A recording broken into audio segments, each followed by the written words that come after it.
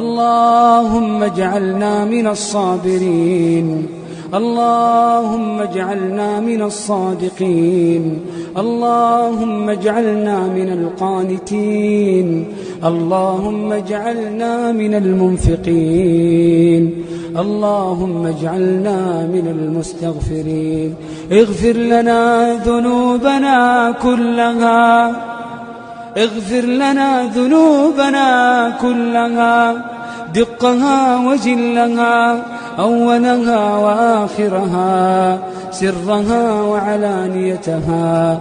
اغفر لنا ما قدمنا وما أخرنا، وما أسررنا وما أعلنا، وما أنت أعلم به منا. أنت المقدم وأنت المؤخر، لا إله إلا أنت.